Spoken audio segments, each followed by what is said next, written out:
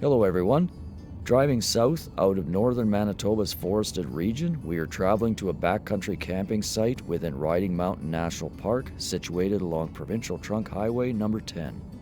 At 2,969 square kilometers, Riding Mountain National Park sits on top of the Manitoba Escarpment, a glacial formation, and the hilled area that you see in front of us.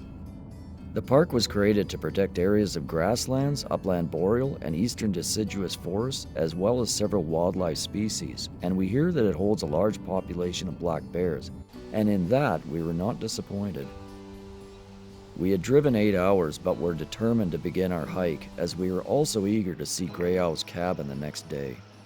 Grey Owl was a unique character who was British-born and came to Canada becoming a fur trapper, and later achieving fame as a pioneering conservationist. The backcountry campsite we chose was Cowan Lake, which would be a 6.5-kilometer hike along Grey Owl and Cowan Lake trails, starting in the afternoon with a generous supply of mosquitoes along the way. The next morning, we would hike the 7.4 kilometers to Grey Owl's cabin, which, even though both of us grew up in this area of Manitoba, would be the first time seeing it. Finally, we would finish our adventure by heading back to the trailhead. Tuckered. Starting off tired. Not sure this was the best idea. Driving all the way from Setting Lake down to Riding Mountain. It took how long? To start a 8-hour drive, I guess. Yeah. And to start a backcountry camping hike at 5 p.m. 7 kilometers, I believe, is the total trail length. So hopefully it goes fast. So far it feels very, very slow. Right now it feels slow. Yeah. But hopefully we've got past a kilometer. I think we have, yeah. I hope so. Probably at about 2 kilometers right now. Hopefully. I'm thinking.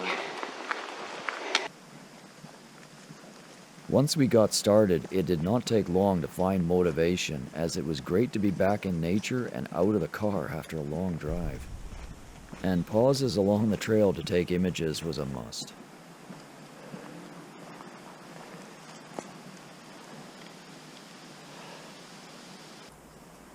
It also offered up a chance to take a moment and rest. However, as we continued our hike, we realized that we were not alone, as both of us witnessed a black bear jump into the woods at the side of the trail. We paused for a long time, and after feeling it was safe, decided to slowly and noisily make our way towards our goal. Hello there.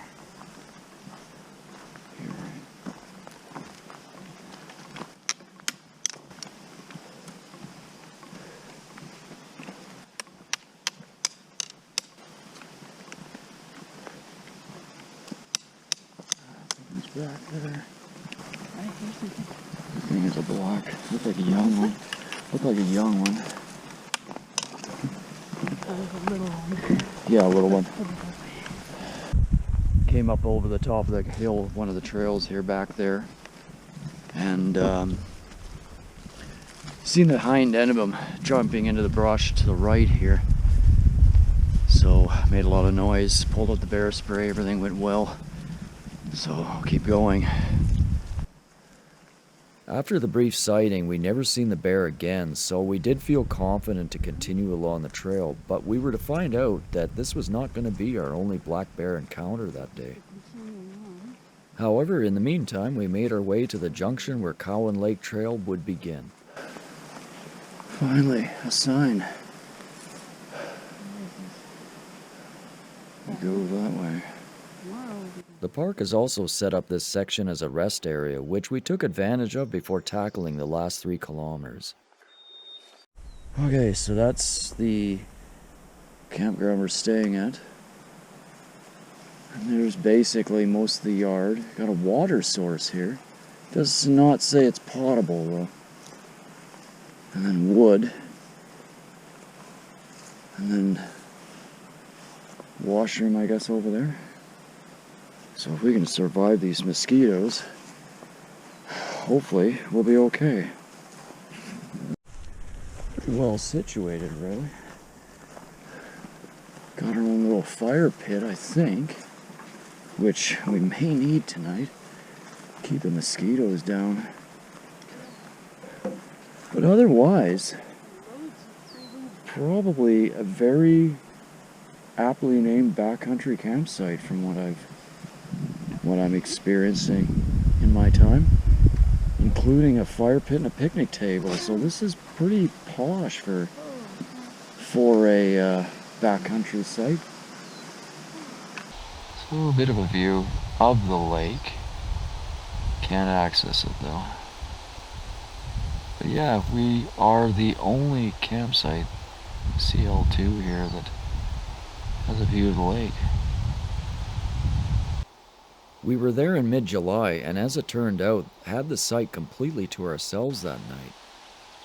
When checking out the other sites, it appeared that nobody had been camping there for at least a week, so a bit of a nice find. Well, we sit here and try to get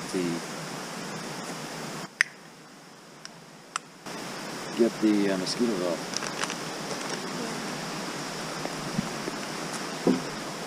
Gina, tropical fruit juice. I've never had this. We'll find out what it's like. At the end of the day, it's probably pretty good. No artificial flavor or coloring elements.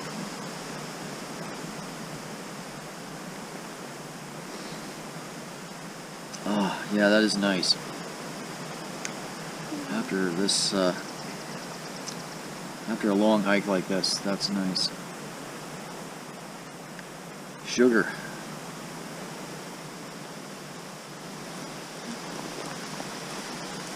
What you don't know when you're filming. We had a long day, so it was time to get some supper and relax. However, as we settled down in the tent for the night, we started to hear something out there. I could hear branches and trees breaking, and it was getting closer and closer to our tent. Going out to investigate, we found this black bear up a tree. Yo, move on. Come on, get out here. That's right. Move on. Come on. It's okay. Yep. Yeah, go Not home. kidding. Get out of here.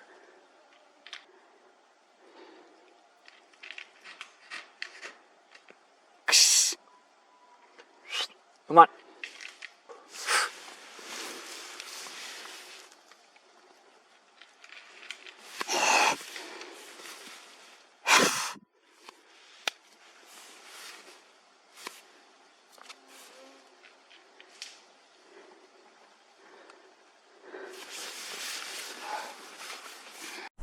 Okay guys, it's about 10 o'clock in the evening and we just had a bear encounter. Another bear encounter.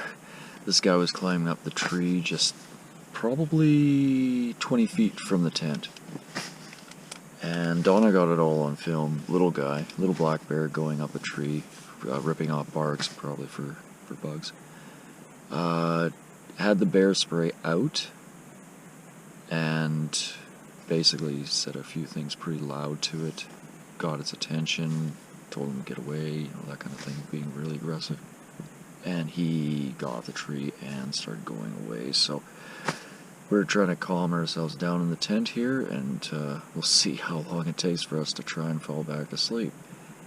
Anything else, I'll let you know. After this initial excitement, the evening was actually quite calming, with the sound of water birds calling to each other on the lake. We then woke up to a beautiful morning that was as calming as the evening had become.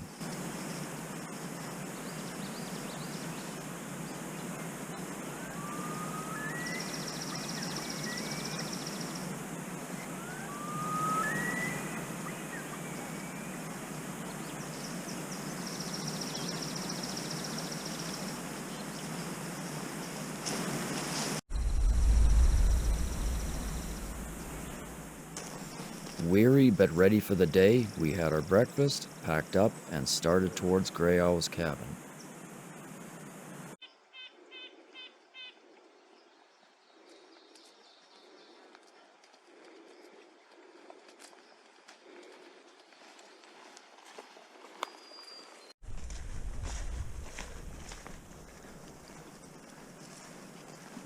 On this leg of the morning hike, we were to realize that the mosquitoes were going to be much worse than the previous evening. And these next two shots don't do justice to the amount that was out there, where I found out you could literally breathe them in.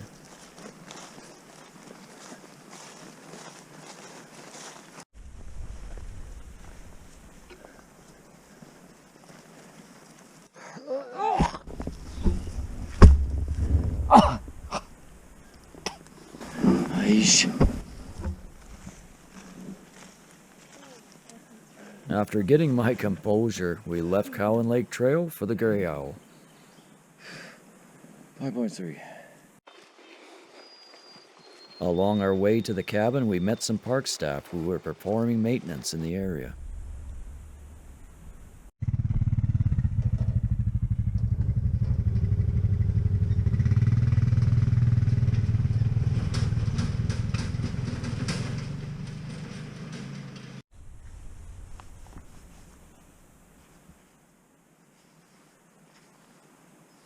We had found the Grey Owl Trail quite a beautiful walk, and turning the corner, we had now reached the cabin. Hey. Okay, good.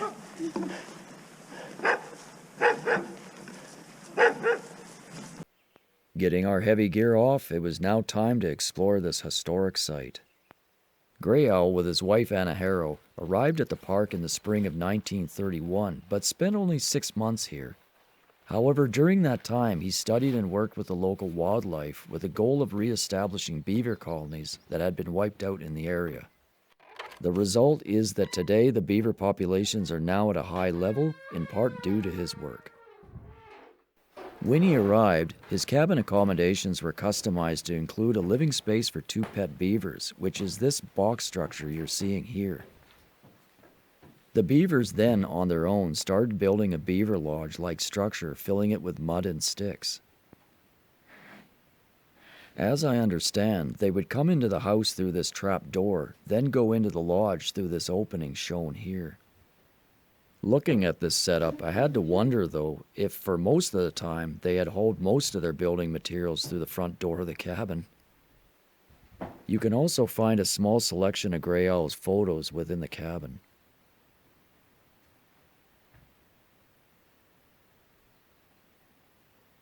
The cabin is small, but it did have a side room which is his office space.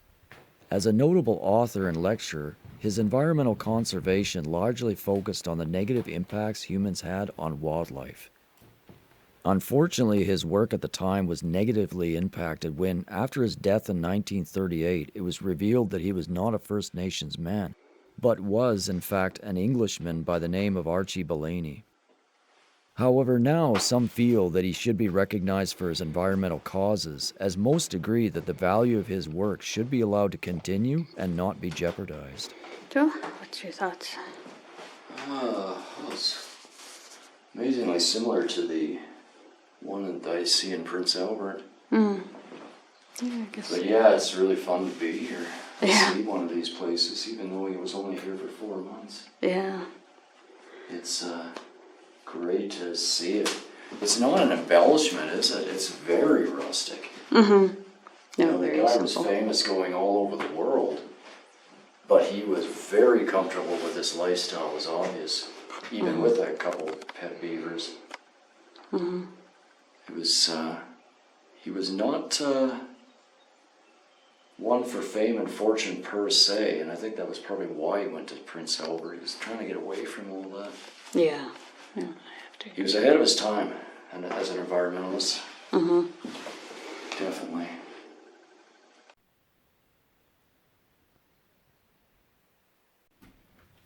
Not really sure what this is supposed to be, but we think it may have been there to show where a fireplace may have been. But I suspect an old wood stove was there instead, as I don't see any evidence that a fireplace had ever been there.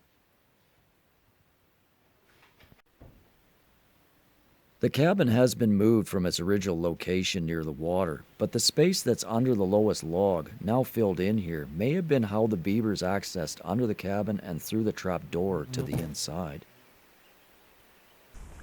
And if you're wondering, this was the facilities for the time. The one on the left is the current operational one. The old one is out of use, so of course I did not use it. I don't make those kind of videos. We took one last look before we grabbed our gear and headed out. In no time, we made our way back to the junction for a short break, and then off to the trailhead. Thanks so much for watching. More videos are coming soon.